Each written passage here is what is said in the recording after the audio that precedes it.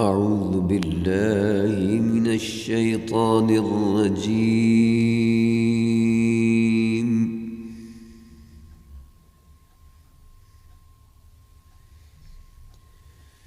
بسم الله الرحمن الرحيم.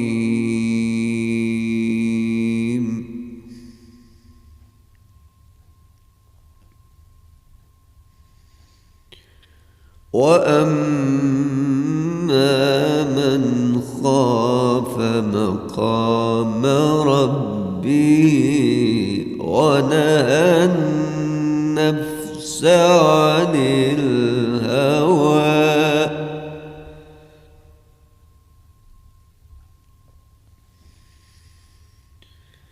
فإن الجنة هي المأوى.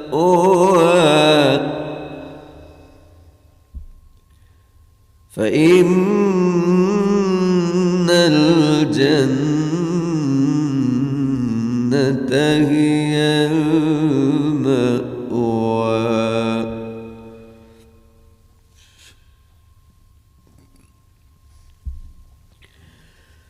يسألونك عن الساعة أيان مرساها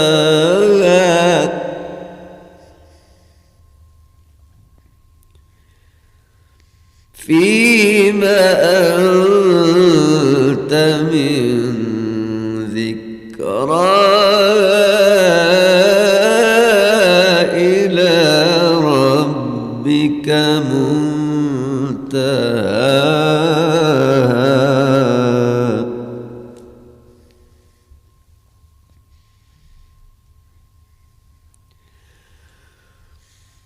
إنما أنت منذر من يخشاها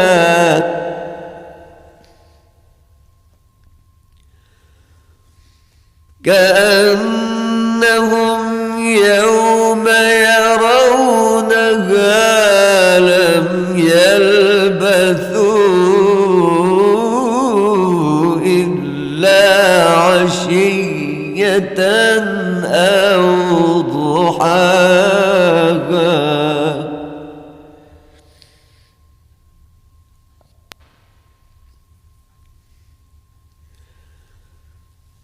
بسم الله الرحمن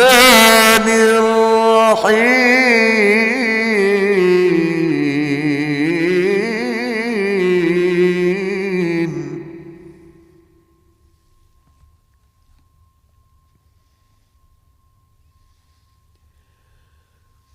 عبس وتولى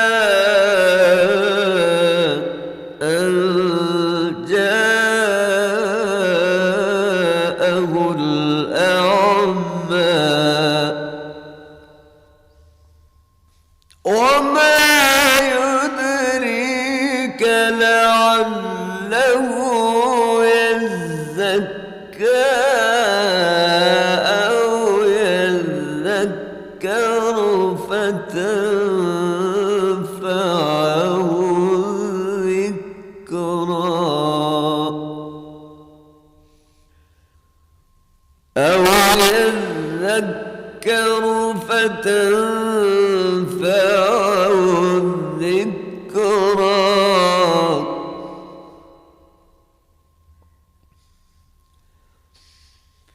أما من استغنى فأنت له تصدى وما عليك ألا يزكى.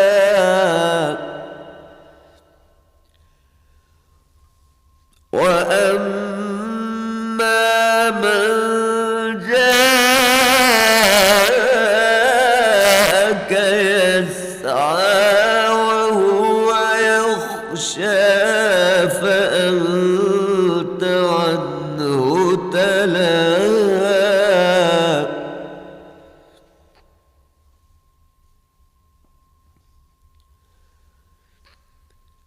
كلا إنها تذكرة فمن شاء ذكره. صدق الله العظيم.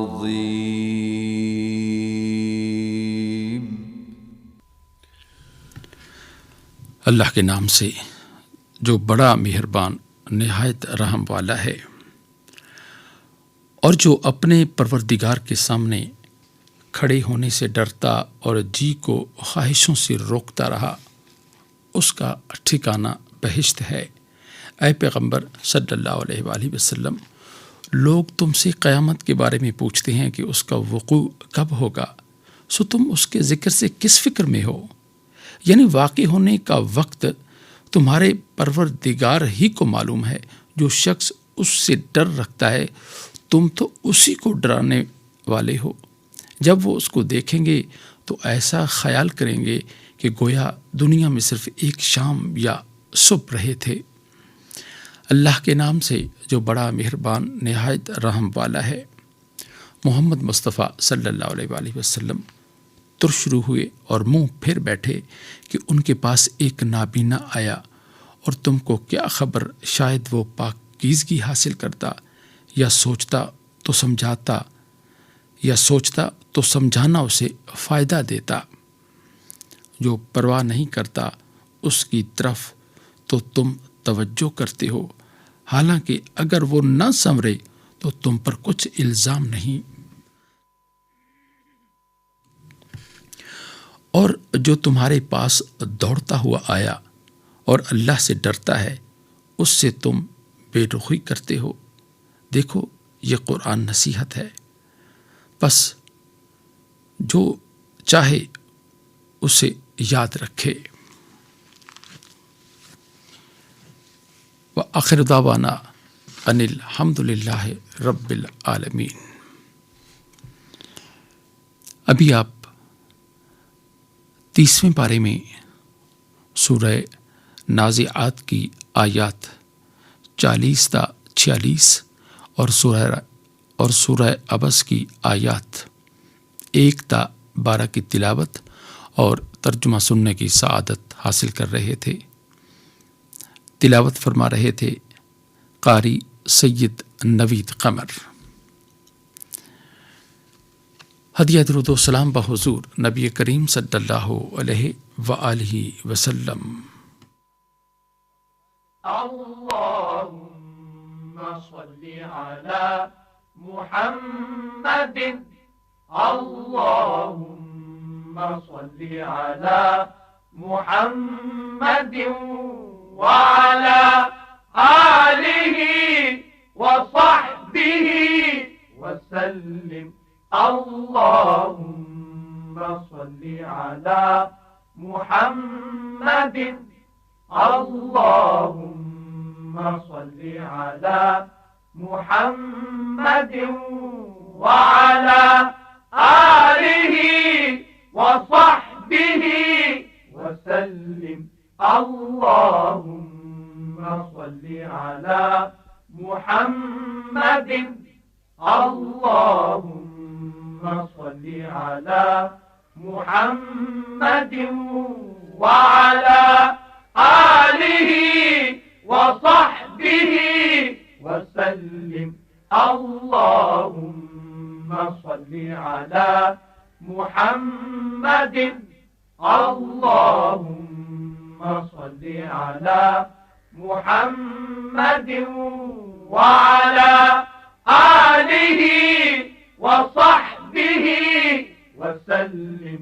اللهم صل على محمد، اللهم صل على محمد وعلى آله وصحبه وسلم۔ اللهم صل على محمد، اللهم صل على محمد وعلى آله وصحبه وسلم. اللهم صل على محمد. اللهم صل على محمد وعلى آله وصحبه وسلم. اللهم صل على محمد.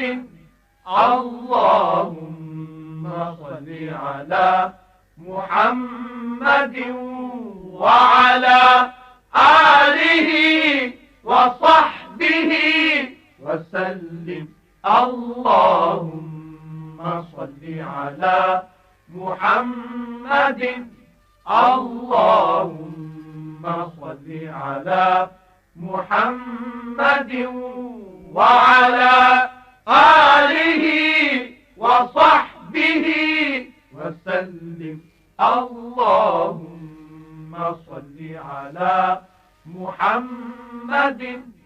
اللهم صل على محمد وعلى آله وصحبه وسلم. اللهم صل على محمد.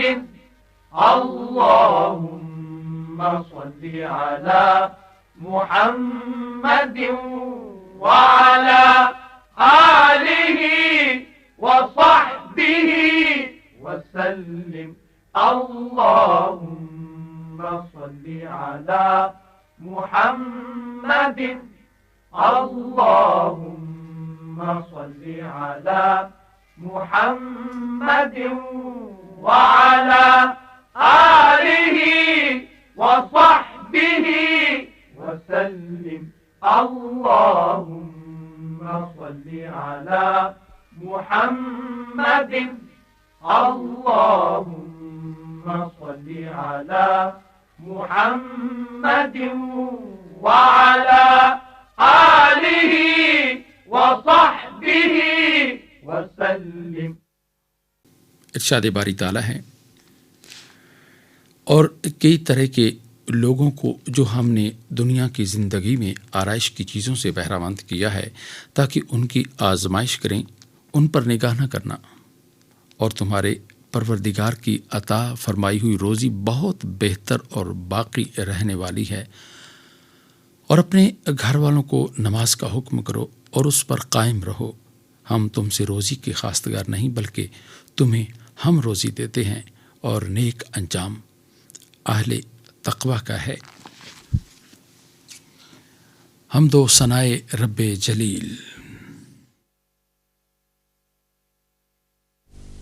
بزم افلاک میں ہر سو ہے اجالا تیرا،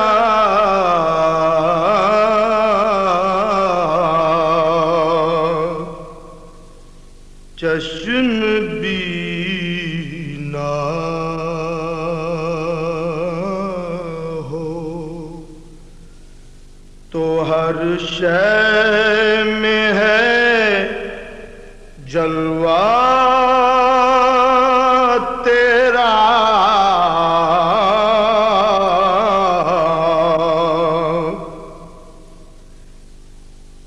دونوں عالم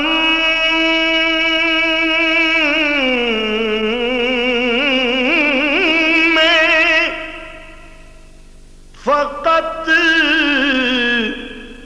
راج ہے مولا تیرا. کوئی ثانی ہے نہ ہم سر ہے نہ ہم تا تیرا.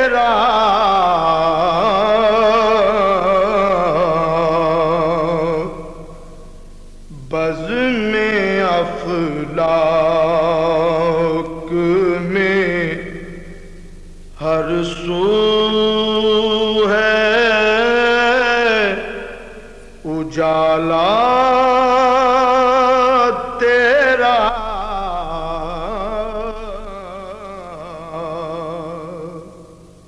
کوئی مالک نہیں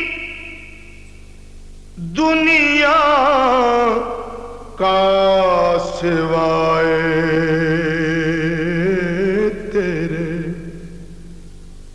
کوئی مالک نہیں دنیا کا سوائے تیرے، ہر گلستان تیرا، صحرا تیرا، دریا تیرا،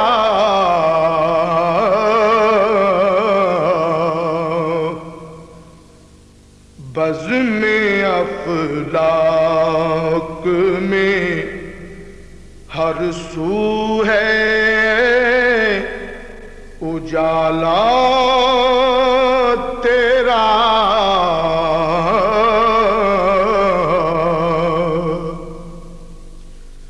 کوئی بھی چیز نہیں حکم سے باہر تیرے، کوئی بھی چیز نہیں حکم سے باہر تیرے،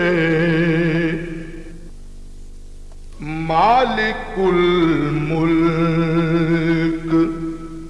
ہر ایک جان پہ ہے قبضہ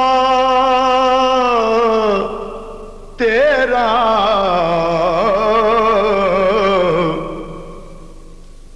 ہم کسی اور کے دروازے پہ جائیں کیوں کر، آسرا ہم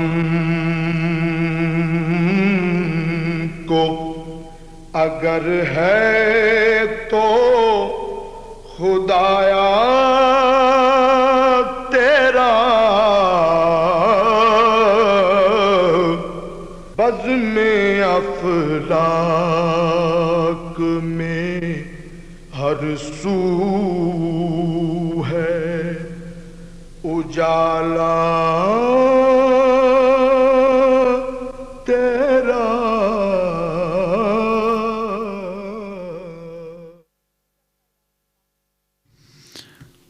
نذرانہ حمد پیش کر رہے تھے بدر الدین بدر۔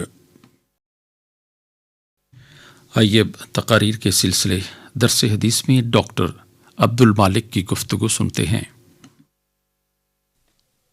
نحمده ونصلي على رسوله الكريم، اما بعد فاعوذ بالله من الشيطان الرجيم، بسم الله الرحمن الرحيم۔ وعن عائشة رضي الله تعالى عنها أن النبي صلى الله عليه وسلم قال: إن الله رفيق يحب الرفق ويعطي على الرفق ما لا يعطي على العنف وما لا يعطي على ما سواه، رواہ مسلم۔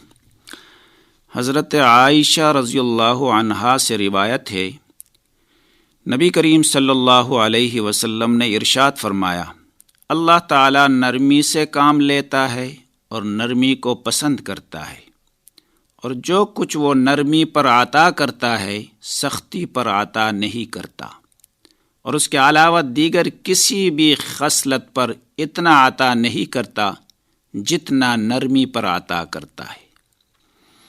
حدیث کی وضاحت۔ نرمی کی اہمیت بہت ساری احادیث میں بیان ہوئی ہے، اس حدیث مبارکہ میں اس سے اللہ تعالیٰ کی صفت کے طور پر بیان کیا گیا ہے۔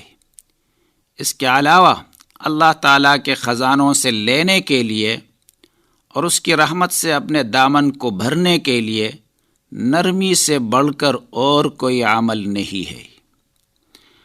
مسلم شریف کی ایک روایت میں یہ الفاظ کہ ان حضرت صلی اللہ علیہ وسلم نے حضرت عائشہ رضی اللہ عنہا سے فرمایا، نرمی و مہربانی کو لازمی طور پر اختیار کرو اور سختی و درشتی اور بے حیائی سے اپنے آپ کو بچاؤ، کیونکہ جس چیز میں نرمی ہوتی ہے اس کو زینت بخشتی ہے، اور جس چیز میں سے نرمی نکالی جاتی ہے وہ عیبدار ہو جاتی ہے۔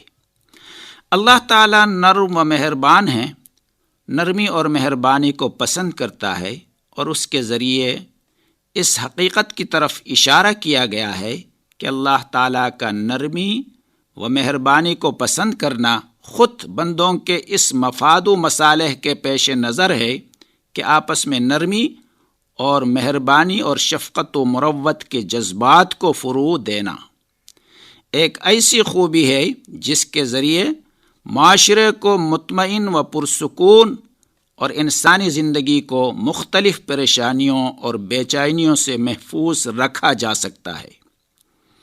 چنانچہ جس معاشرے کے افراد اپنے تمام امور میں ایک دوسرے سے نرم خوئی اور مہربانی و مروت کا برتاؤ کرتے ہیں، ایک دوسرے کو سختیوں اور پریشانیوں میں مبتلا کرنے سے اجتناب کرتے ہیں اور باہمی معاملات کو سہولت و آسانی کی بنیاد پر استوار کرتے ہیں، اور ان امور اور معاملات کا تعلق خواہ حصول معاش جیسے تجارت و ملازمت اور محنت و مزدوری وغیرہ سے ہو یا اس کے علاوہ معاشرتی زندگی کے کسی بھی پہلو سے ہو، تو اس معاشرے کا ہر فرد اپنے آپ کو فلاحیاب اور بامراد محسوس کرتا ہے، اور پورے معاشرے پر حق تعالیٰ کی طرف سے خیر و برکت اور اس کی نعمتوں کا نزول ہوتا ہے۔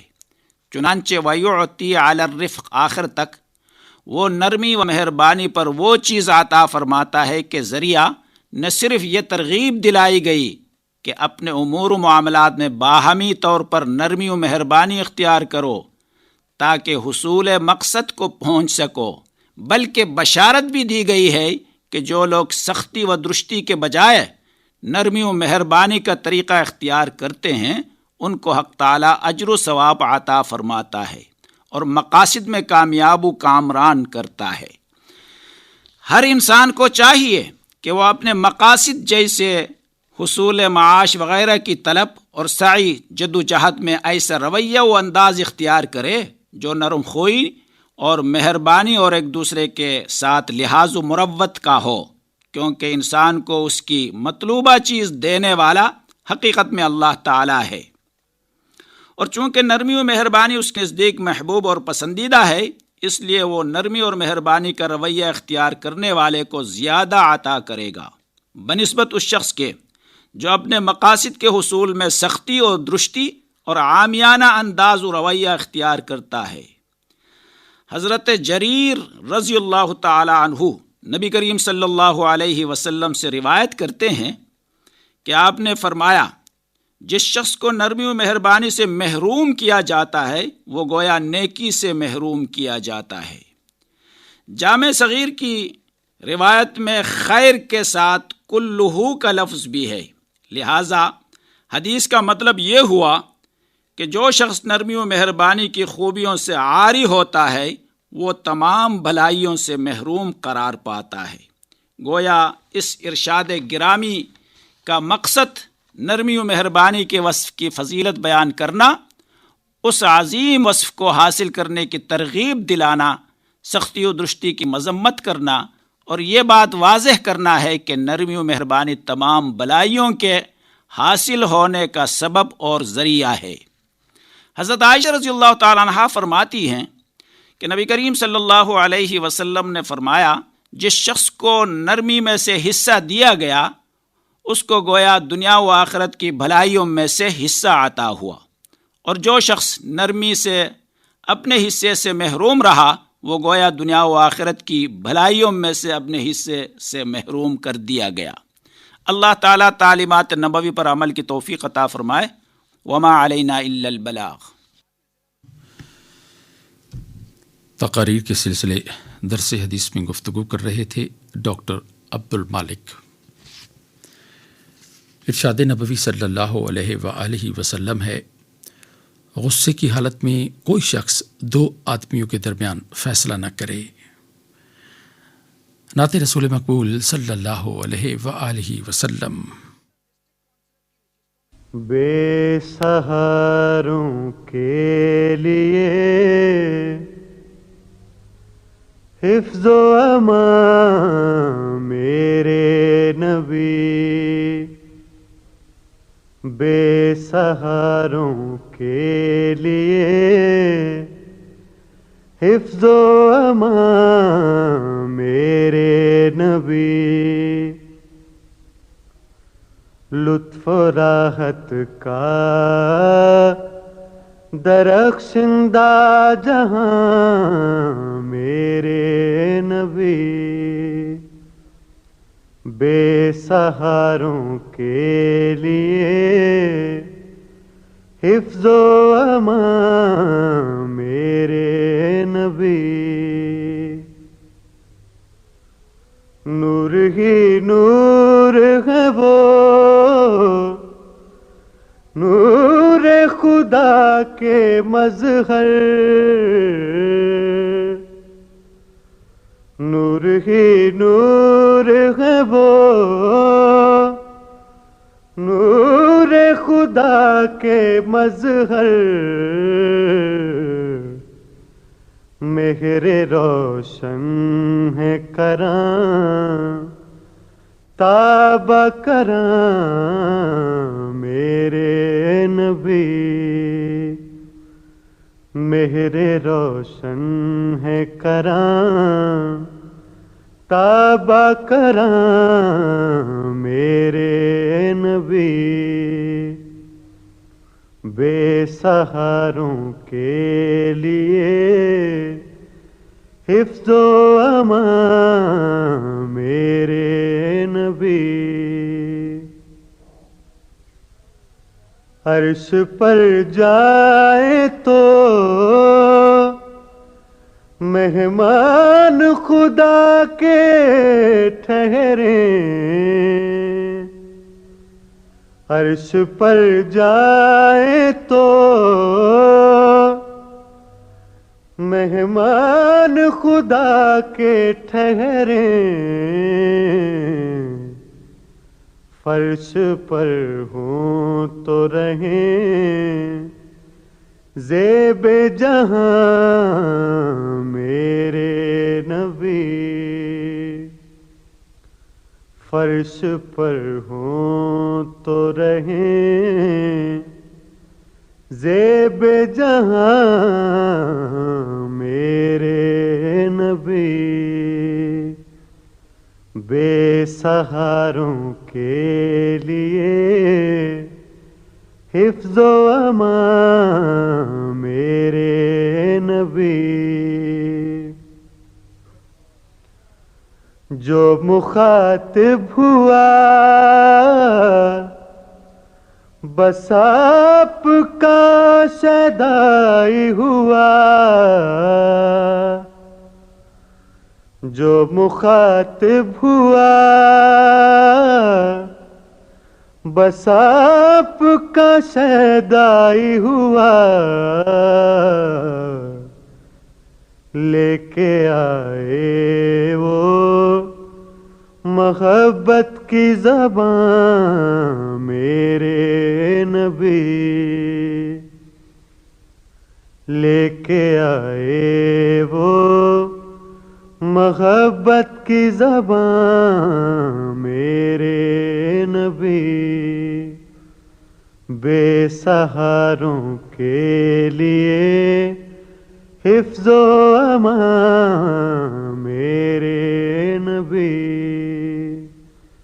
لطف و راحت کا درخشندہ جہاں میرے نبی.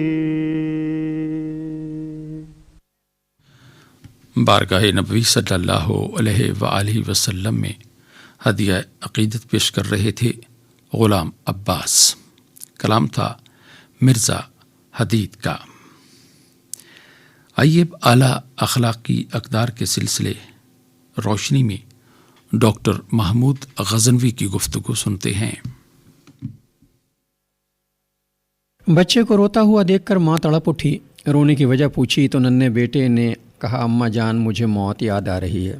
معصومانہ انداز سے دیا جانے والا جواب سن کر ماں کی آنکھیں بھی آنسوؤں سے تر ہو گئیں. ماں نے اپنے پاکیزہ بچے کو آغوش میں بھینچ لیا. ایسے واقعات اکثر پیش آتے تھے. جب بچہ خشیت الہی کی وجہ سے رونے لگتا تو ماں بھی احوال سن کر آبدیدہ ہو جاتی. یہ کمسن بچہ کوئی معمولی انسان نہ تھا بلکہ حضرت عمر بن عبدالعزیز رحمۃ اللہ علیہ تھے، جن کی ولادت مدینہ منورہ میں ہوئی تھی. والدہ محترمہ نے ان کی تربیت روز اول ہی سے ایسی کی تھی. تربیت کی بنیاد تقوی پر رکھی گئی تھی. خیر و شر کی تمیز اور حکمت و دانائی سکھائی گئی تھی. مدینہ منورہ کے علمی ماحول میں انہوں نے پرورش پائی. مدینہ ان دنوں علم کا مرکز تھا، فقہا اور اصفیاء کا گڑھ تھا. ماں کی تربیت اور رجحان سازی کا نتیجہ یہ نکلا کہ بچے نے بچپن ہی میں قرآن حکیم حفظ کر لیا. اسی دوران دل میں اللہ کی عظمت و کبریائی پوری طرح سما چکی تھی. کسی بچے کی شخصیت اور رجحان سازی میں اصل کردار اس کی ماں کا ہوتا ہے. بچے کو ماں کی غیر معمولی اور 100% توجہ درکار ہوتی ہے. یہی وجہ ہے کہ ہم صحابہ کرام اولیاء اعظام کی زندگی کا جائزہ لیں تو ان کے پس منظر میں جو ہستی نظر آتی ہے وہ ماں ہے. آج جو مقولہ عام ہو گیا ہے کہ ہر کامیاب شخص کے پیچھے ایک عورت ہوتی ہے، اس کا اصل اطلاق تو صرف ماں پر ہی ہوتا ہے، کیونکہ عالم شیرخواری سے لے کر ایام بلوغت تک کی عمر ماں کی زیر تربیت ہوتی ہے اور اس وقت تک وہ ایک مکمل انسان بن چکا ہوتا ہے. ماں اس کی فکر و شخصیت جس سانچے میں ڈھال دے وہ ویسا ہی بن جاتا ہے. اصول یہ ٹھہرا کہ کسی شخصیت کو دیکھ کر یہ اندازہ لگایا جا سکتا ہے کہ اس کی ماں کس فکر و سوچ اور تعلیم و تربیت کی پیروکار ہے. حضرت ام عاصم رضی اللہ تعالی عنہا نے اپنے بیٹے کی تربیت میں شفقت و محبت کے ساتھ ساتھ دینی تعلیم و تربیت کو بھی مقدم رکھا. ان کی شخصیت ماں کی خصوصی نگہداشت اور خصوصی تربیت کا ثمر تھی. ماں کی نگاہ ہمیشہ اپنے بچے کی نگرانی پر معمور رہتی تھی. ایک مرتبہ یہ چھوٹا بچہ استبل میں جا نکلا اور گھوڑے کی دلتی مارنے سے زخمی ہو گیا، جس کی وجہ سے پیشانی پر زخم آ گیا. والد محترم گھر میں داخل ہوئے تو ماں نے جذباتی انداز میں شکوہ کیا، آپ نے ابھی تک اس کی خادمہ کا بندوبست نہیں کیا. ماں کی باتیں سننے والا باپ مسکرایا اور اس کے چہرے پر نہ صرف مسکراہٹ دوڑ گئی، بے فکری کے علامات بھی ظاہر ہوئیں، اور اس نے کہا اے ام ایمن تم بہت خوش نصیب ماں ہو. سنو، امیر المومنین حضرت عمر بن خطاب رضی اللہ تعالی عنہ نے ایک رات خواب میں دیکھا کہ بنی امیہ کا ایک چشم و چراغ زخمی ہو گیا ہے. آپ رضی اللہ تعالی عنہ نیند سے بیدار ہو کر فرمانے لگے بنی امیہ کا یہ زخمی کون ہے؟ وہ حضرت عمر کی اولاد ہے، اس کا نام بھی عمر ہی ہوگا.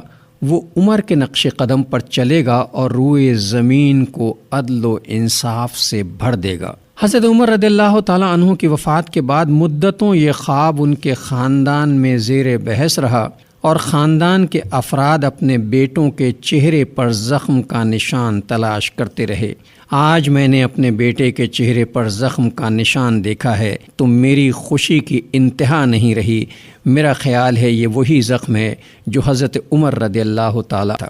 حضرت عمر بن عبدالعزیز امیر المومنین بنے اور انہوں نے درماندہ اور مفلوق الحال لوگوں میں خوشیاں لٹانا شروع کر دیں. عدل و انصاف کا وہ دورہ ہوا کہ لوگ حضرت عمر بن خطاب رضی اللہ تعالی عنہ کا دور یاد کرنے لگے. اس ساری کامیابی کے پیچھے ان کی والدہ کی تربیت کار فرما تھی. حضرت عمر بن عبدالعزیز مصر کے گورنر مقرر ہوئے تو والدہ مدینہ سے مصر منتقل ہو گئیں. مصر کے غرباء اور مساکین کی مدد میں مصروف ہو گئیں. لوگ ان کی مدد اور حسن سلوک سے ان کے گرویدہ ہو گئے. آج عمر بن عبدالعزیز، خالد بن ولید جیسے بیٹے کیوں جنم نہیں لیتے؟ غور کریں تو معلوم ہوتا ہے کہ اگر ماؤں کے رول ماڈل حضرت عاصم رضی اللہ تعالی عنہا ہوں گی تب ہی ایسا ممکن ہو سکے گا۔ آج کی ماں نے اپنے اصل مشن کو نظر انداز کر دیا ہے اور آزادی نسواں کو اپنا مشن بنا لیا ہے۔ بچے ڈے کیئر یا آیاؤں کے ہاتھوں میں پرورش پائیں گے تو ایسی ہی نسلیں پیدا ہوں گی جو دین اور دنیا دونوں کی بھلائی سے قطعاً عاری ہوں گی۔ ہمیں اپنے رب سے وہی دعا کرنا چاہیے جو رب نے خود ہمیں سکھائی ہے، اے ہمارے رب ہمیں دنیا اور آخرت کے حسنات عطا فرما اور جہنم کی آگ سے اللہ ہمیں ذکر اور فکر کی توفیق عطا فرما۔ ربنا آتنا فی الدنیا حسنہ وفی الآخرۃ حسنہ وقنا عذاب النار۔ اعلیٰ اخلاقی اقدار کے سلسلے روشنی میں گفتگو کر رہے تھے ڈاکٹر محمود غزنوی۔ ارشاد نبوی صلی اللہ علیہ وآلہ وسلم ہے، بیواؤں اور یتیموں کی پرورش کرنے والا قیامت کے روز میرے قریب ہوگا۔ ہدیہ عقیدت بحضور نبی کریم صلی اللہ علیہ وآلہ وسلم۔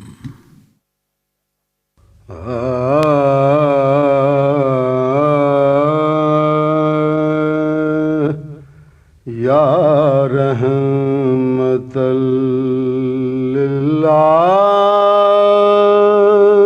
للعالمین، یا رحمت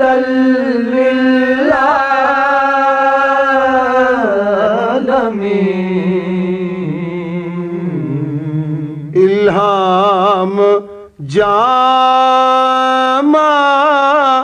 ہے تیرا، قرآن امام ہے تیرا،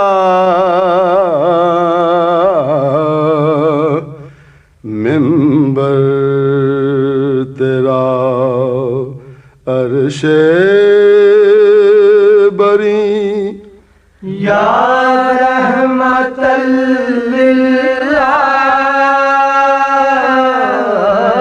للعالمین، یا رحمت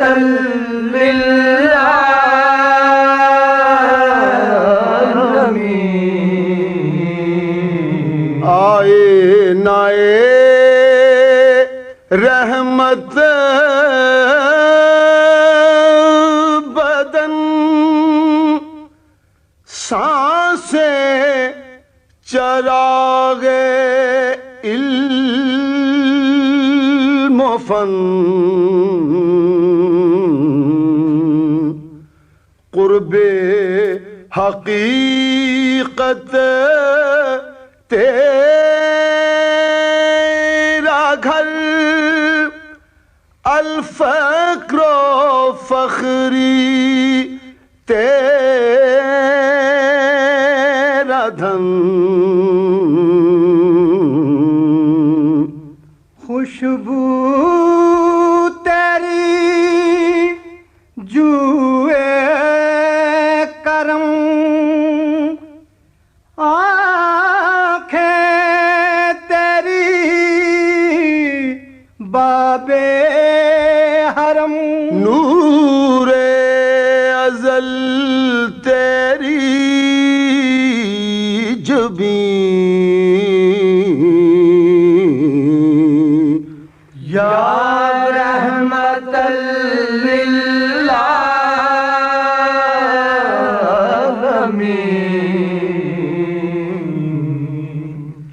یا رحمت للعالمین،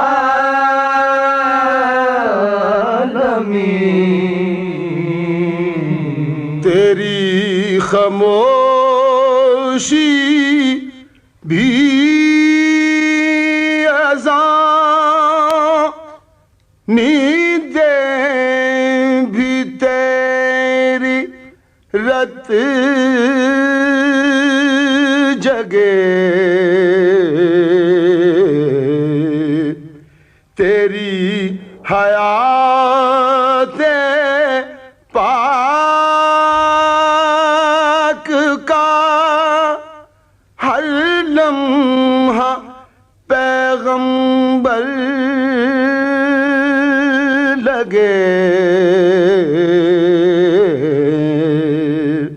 خیر البشر رتبہ تیرا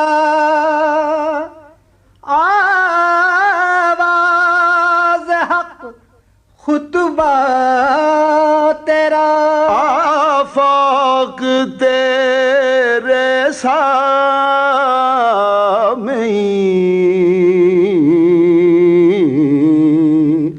یا رحمت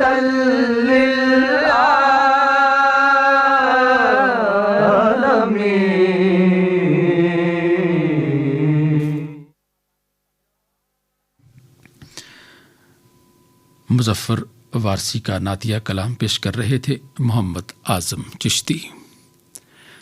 دینی تعلیمات کا پروگرام حیا علی الفلاح ریڈیو پاکستان اسلام آباد کے اسٹوڈیو سے قومی نشریاتی رابطے پر پیش کیا جا رہا ہے۔ آپ نے پوچھا ہے، آپ کے دینی اور سماجی مسائل کا حل قرآن و سنت کی روشنی میں پیش کر رہے ہیں ڈاکٹر حافظ حبیب الرحمان۔ الحمدللہ رب العالمین والصلاة والسلام علی رسولہ الامین، اما بعد فاعوذ باللہ من الشیطان الرجیم، بسم اللہ الرحمن الرحیم۔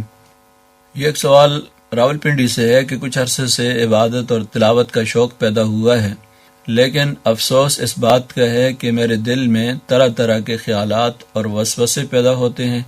مجھے اندیشہ ہے کہ کہیں گمراہ نہ ہو جاؤں، آپ میری اس الجھن کو دور فرما دیں۔ مختلف خیالات اور وسوسوں کا دل میں پیدا ہونا یہ ایک فطری چیز ہے جس پر انسان قابو نہیں پا سکتا۔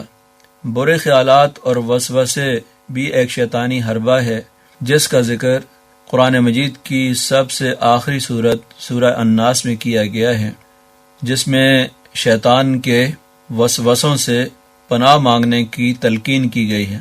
قل اعوذ برب الناس سے شروع ہوتی ہے، من شر الوسواس الخناس الذی یوسوس فی صدور الناس من الجنۃ والناس، کہ میں پناہ مانگتا ہوں انسانوں کے رب کی، انسانوں کے بادشاہ کی، انسانوں کے حقیقی معبود کی، اس وسوسہ ڈالنے والے کے شر سے جو بار بار وسوسے ڈالتا ہے، خواہ وہ جنوں میں سے ہو یا انسانوں میں سے۔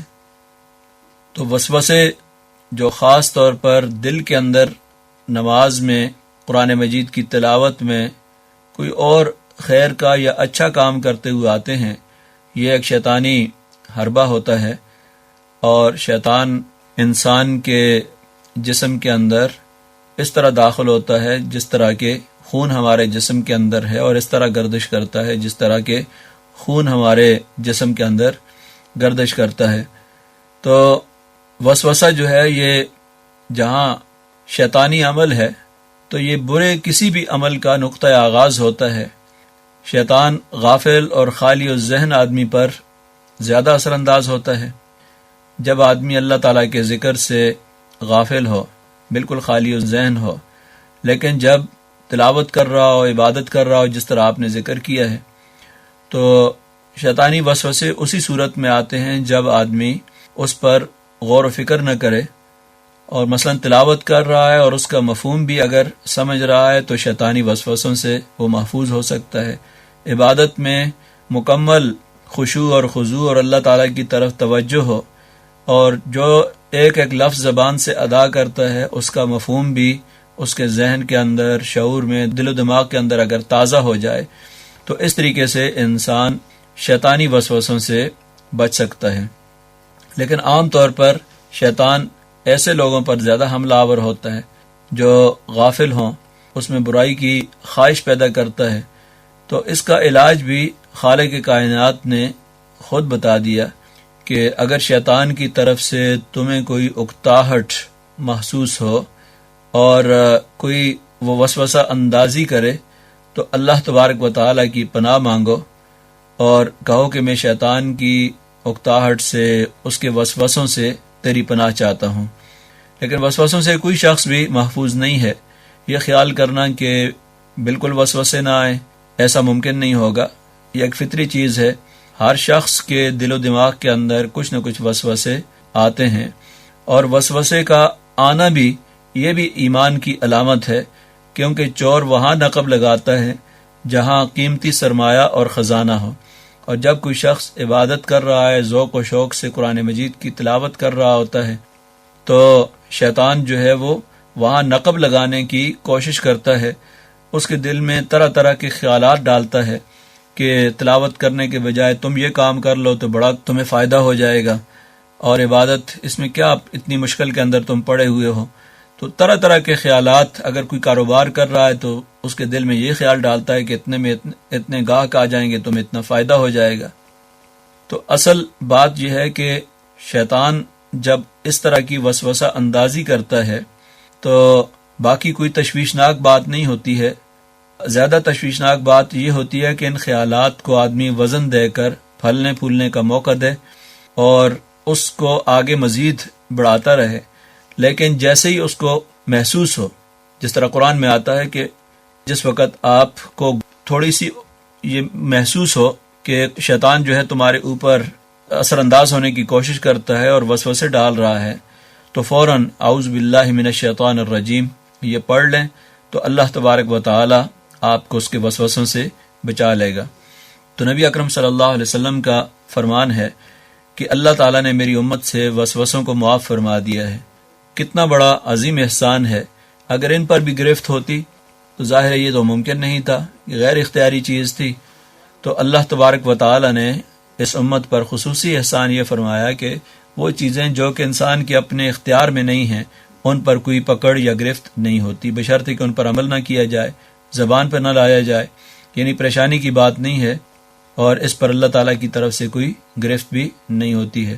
حضرت ابو ہریرہ رضی اللہ عنہ ذکر کرتے ہیں کہ ایک شخص رسول اکرم صلی اللہ علیہ وسلم کی خدمت میں حاضر ہوا اور عرض کرنے لگا کہ میں اپنے دل میں ایسے خیالات محسوس کرتا ہوں، میں اپنی زبان پر لانے کی بنسبت کوئلہ ہو جانا پسند کرتا ہوں، یعنی اتنے غلط قسم کے خیالات آتے ہیں اللہ تعالیٰ کی ذات کے بارے میں، آخرت کے بارے میں، باقی ایمانیات کے بارے میں، کہ ان کو زبان پر لانا بھی میں مناسب نہیں سمجھتا۔ تو نبی اکرم صلی اللہ علیہ وسلم نے ارشاد فرمایا کہ اللہ کا شکر ہے کہ جس نے اس بات کو وسوسے تک محدود رکھا ہے، یعنی یہ صرف دل و دماغ کے اندر خیالات ہی آتے ہیں، لیکن جب وسوسے آئیں تو کثرت سے اعوذ باللہ آمنت باللہ پڑھ لیں اور دوسری طرف توجہ کر لیں، سورہ الناس کثرت سے پڑھیں، انشاءاللہ یہ مسئلہ آپ کا حل ہو جائے گا۔ دعا کہ اللہ تبارک و تعالی ہمیں شیطانی حربوں سے محفوظ رہنے کی توفیق عطا فرمائے۔ آپ نے پوچھا ہے، آپ کے دینی اور سماجی مسائل کا حل قرآن و سنت کی روشنی میں پیش کر رہے تھے ڈاکٹر حافظ حبیب الرحمان۔ سامعین، اگر آپ بھی اس سلسلے میں کوئی سوال پوچھنا چاہیں تو خط لکھنے کے لیے ہمارا پتہ نوٹ فرما لیجیے۔ انچارج پروگرام حی علی الفلاح، پوسٹ باکس نمبر 2010 یعنی 2010، ریڈیو پاکستان، اسلام آباد۔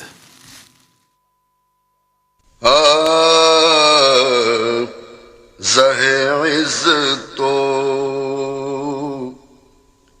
اعتلاء محمد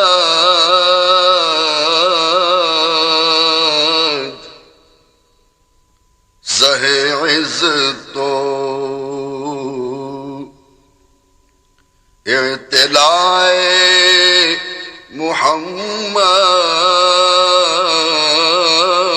محمد کہ ہے عرش حق زیر پائے محمد کہ ہے عرش حق زیر پائے محمد خدا کی رضا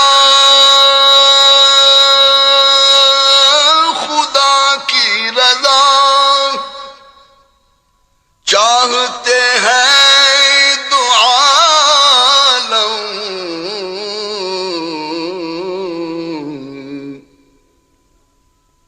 خدا کی رضا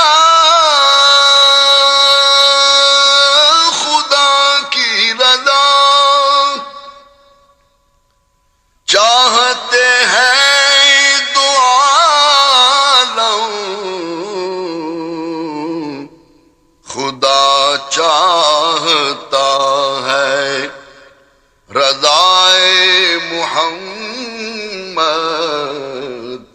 خدا چاہتا ہے رضائے محمد، خدا چاہتا ہے رضائے محمد۔ عصائے کلیم، عصائے کلیم اژدہائے غضب تھا،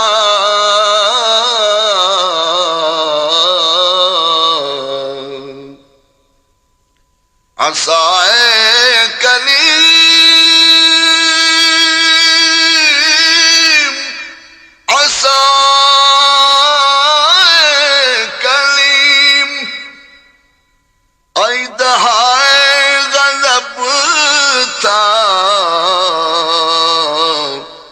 گروہ کا سہارا عصائے محمد،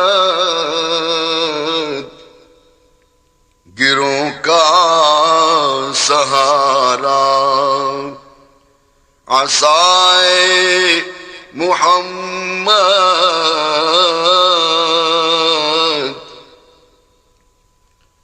مقام عرش ان کا، مقام عرش ان کا، فلک فرش ان کا،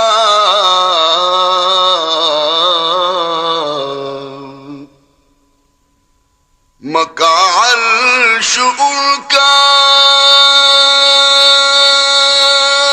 مقام عرش ان کا، فلک فرش ان کا، ملک سرائے محمد، ملک خادمان سرائے محمد،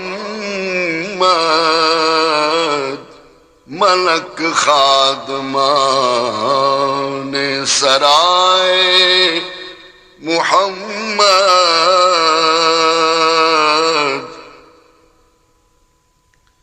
دم نزع جاری ہو میری زبان پر،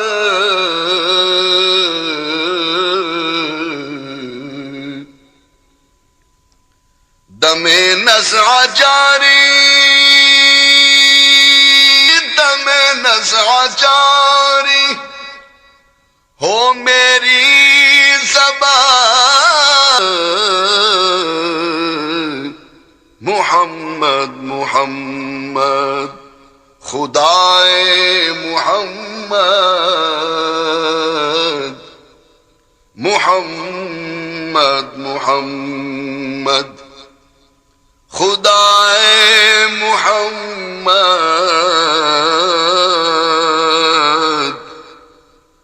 محمد محمد خدائے محمد۔ تماشا تو دیکھو،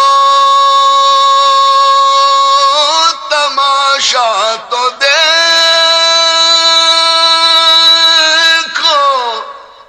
تماشا تو دیکھو کہ دوزخ کی آتش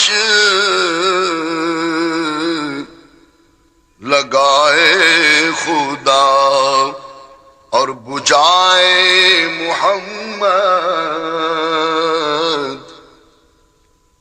لگائے خدا اور بجھائے محمد، لگائے خدا۔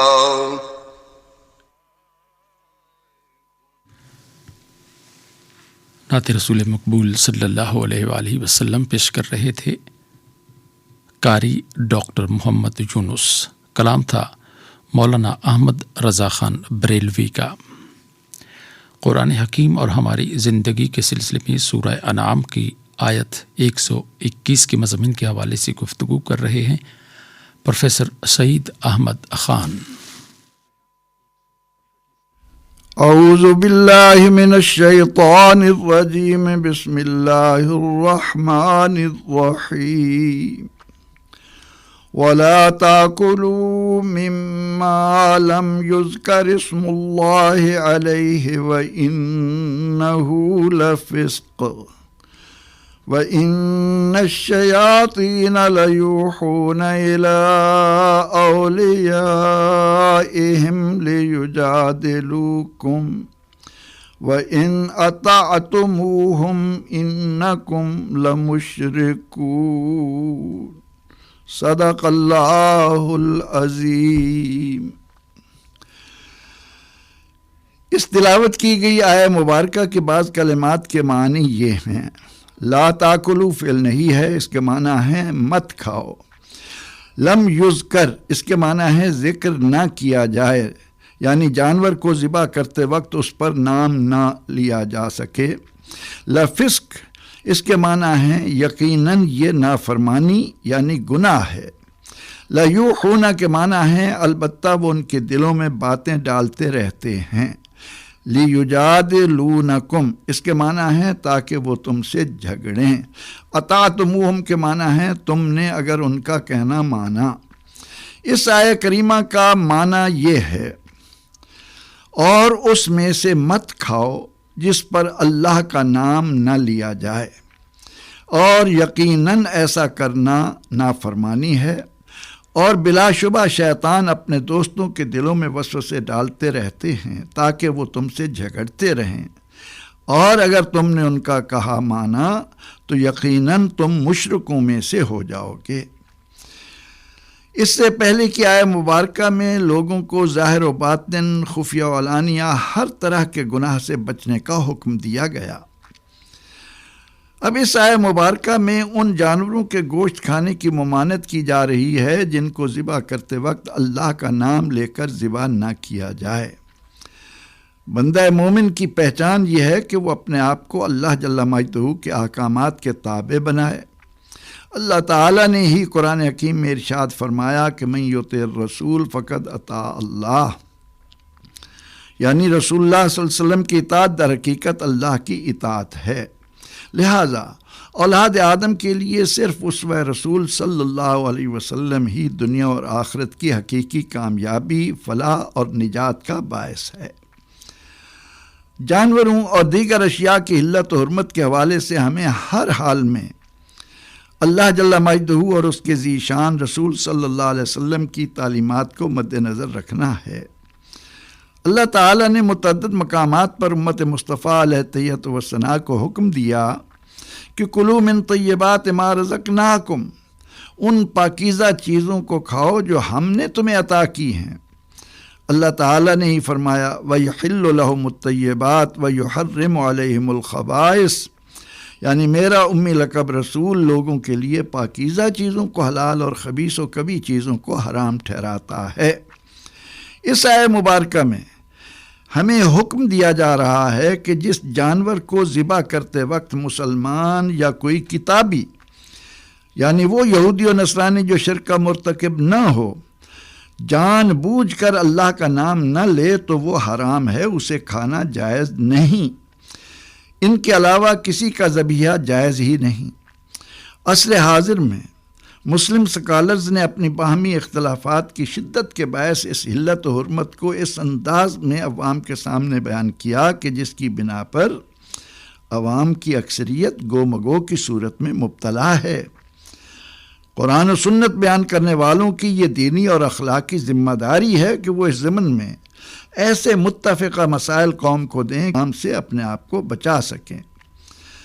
اب یہ مسئلہ تو آیہ کریمہ کی روشنی میں واضح ہے کہ جس جانور کو ذبح کرتے وقت دانستہ بسم اللہ اللہ اکبر نہ کہا گیا تو اس کا گوشت مردار ہے، لیکن اس امر کی تصریح نہیں کی جاتی کہ اگر کسی مسلمان نے منت مانی کہ اگر میرا فلاں کام ہو گیا تو میں اللہ کی راہ میں جانور ذبح کر کے اسے صدقہ کروں گا اور اس کا اجر و ثواب اللہ کے فلاں صالح بندے کو ایصال کروں گا. اب مہنا پر کہ منت ماننے والے نے اللہ کے نیک بندے کو ثواب پہنچانے کی نیت سے اس جانور کو اللہ کے ولی یعنی غیر اللہ کی طرف منسوب کر دیا، تو اس آیہ مبارکہ کی روشنی میں اس جانور پر حرمت کا فتویٰ لگا کر اہل ایمان کو مشرک قرار دے دیا گیا. اس لیے از بس ضروری ہے کہ قرآن و سنت کی روشنی میں ہم میڈیا کی سہولت سے فائدہ اٹھاتے ہوئے حقائق سے انہیں آشنا کریں. ہر معمولی سوجھ بوجھ رکھنے والے پر یہ حقیقت بخوبی عیاں ہے کہ اسلام کی آمد سے قبل جزیرہ عرب کے باشندوں نے اپنے اپنے بت بنا رکھے تھے. ان کے مشہور نام ہبل، منات، لات، ثالثہ وغیرہ بڑے مشہور تھے. اللہ کا گھر 360 بتوں کی علائش و غلاظت سے اٹا ہوا تھا. وہ اپنے خیال میں اللہ کا قرب پانے کی خاطر ان بتوں کے نام پر جانور چھوڑتے اور انہیں ذبح کرتے وقت ان پر بتوں کا نام پکارتے، ان کے لیے گوشت کے حصے مقرر کرتے. اسلام کے نور نے جب کائنات کو منور کرنا شروع کیا تو اہل ایمان کو اس ضمن میں حکم دیا گیا کہ حرم علیکم المیتہ والدم ولحم الخنزیر وما اہل بہ لغیر اللہ، یعنی مسلمانوں تم پر مردار، خون، خنزیر کا گوشت اور جو جانور اللہ کے سوا کے نام پر ذبح کیا گیا ہو وہ سب حرام ہیں. وما اہل بہ لغیر اللہ کی شاندار اور قرآنی تصریح یہ آیہ کریمہ ہے جس میں واضح طور پر کہا گیا کہ وہ جانور کے جس پر ذبح کے وقت اللہ کا نام نہ لیا گیا ہو، مما لم یذکر اسم اللہ علیہ. لہذا آج کوئی مسلمان کہلانے والا صدیق یا شہید یا ولی رحمہ اللہ ان میں سے کسی کا اس کا کھانا ہرگز حلال نہ ہوگا. جہالت یعنی دینی علم کی کمی کے باعث لوگ یہ کہہ دیتے ہیں کہ میں اس کا ثواب فلاں اللہ کے ولی کو پہنچاؤں گا. ولی کا نام پر آنے پر فتویٰ لگا دیا جاتا ہے کہ یہ تو شرک ہو گیا، یہ بندہ تو مشرک ہو چکا اور اس جانور کا گوشت حلال نہیں رہا. نسبت کرنے اور ذبح کرتے وقت نام لینے میں بہت فرق ہے. ہمیں اللہ کے خوف کو مد نظر رکھ کر صحیح بات لوگوں تک پہنچانی ہے. اللہ کے نبی علیہ السلام اپنے قربانی کے ایک جانور کو امت کی طرف منسوب فرماتے اور اسی بات کی تعلیم و ہدایت آپ نے حضرت علی رضی اللہ عنہ کو بھی کی. جب حضرت سعد رضی اللہ عنہ نے حضور علیہ السلام کی اجازت سے اپنی مرحومہ ماں کے لیے مدینہ منورہ کا کنواں کھدوایا تو آپ نے اس پر فرمایا ھذا البئر لأم سعد، یہ کنواں سعد کی ماں کے لیے ہے. اگر صرف نسبت کی بنا پر حرمت کا حکم جاری کر دیا جائے تو وقف اسلامی کا سارا نظام زمین بوس ہو جائے گا. اسلامی معاشرے میں تو کتنی مساجد ہیں جن پر نمایاں علماء کے ناموں کے کتبے لگا کر ان کی طرف منسوب کیا گیا ہے. سب سے بڑی دلیل مسجد نبوی ہے. حضور علیہ السلام معاذ اللہ تو نہیں، اللہ کے بندے اور رسول ہیں. فرمایا جا رہا ہے کہ مشرکین اللہ کے نام کا ذکر کیے بغیر جو جانور کھاتے وہ سراسر گناہ ہے، اور ساتھ ہی اس کا سبب بھی بیان کیا کہ انہیں شیاطین ایسا کرنے پر اکساتے، ان کے دلوں میں وسوسے ڈالتے اور وہ مختلف انداز میں اہل ایمان سے جھگڑتے، بحثیں کرتے. ساتھ ہی دو ٹوک فیصلہ بھی سنا دیا کہ جو لوگ مشرکین کی باتوں میں آ کر اللہ کی اطاعت ان شیاطین کے صدائے اور خواہشات نفس کے غلاموں کی باتوں میں حق کی راہ سے منحرف ہوں گے وہ انہی مشرکوں میں سے ہوں گے. اہل ایمان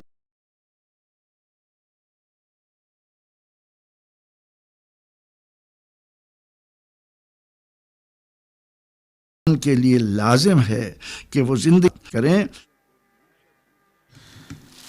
آئیے پروگرام کے ان اختتامی لمحات میں اللہ تعالیٰ کے حضور دعا کے لیے ہاتھ پھیلائیں. اللہم یا عظیم السلطان یا عمیم الاحسان، تیرے حبیب پاک پر بے حد بے شمار درود و سلام ہو، ہمیں اپنی برکتوں سے مالا مال کر دے، ہم پر اپنی رحمتوں کا سایہ رکھ، ہمارے گناہوں کو معاف فرما، ہمیں جہنم سے آزادی عطا فرما۔ ستار العیوب، ہمارے عیبوں کا کوئی شمار نہیں، اگر تیری ستاری ان پر پردہ نہ ڈالتی تو ہم کسی کو منہ دکھانے کے قابل نہ ہوتے۔ مولا، جس طرح تو دنیا میں ہمارے عیبوں پر پردہ ڈالے ہوئے ہے، اسی طرح آخرت میں بھی ہمارے عیبوں کو چھپائے رکھنا، ہمیں دنیا اور آخرت کی رسوائی سے بچانا۔ غفار الذنوب، ہم انتہائی ندامت کے ساتھ اقرار کرتے ہیں کہ ہمارے گناہ حد شمار سے باہر ہیں، مگر مولا تیرا ارشاد ہے کہ تیری رحمت ہر چیز کو گھیرے ہوئے ہے، ہمارے گناہ بھی تیری رحمت کے احاطے سے باہر نہیں ہے۔ تو اے ہمارے رحمان و رحیم اور غفار و غفور اور آقا، تجھے تیری رحمت کا واسطہ، تیری غفاریت کا واسطہ ہمارے گناہوں کو معاف فرما۔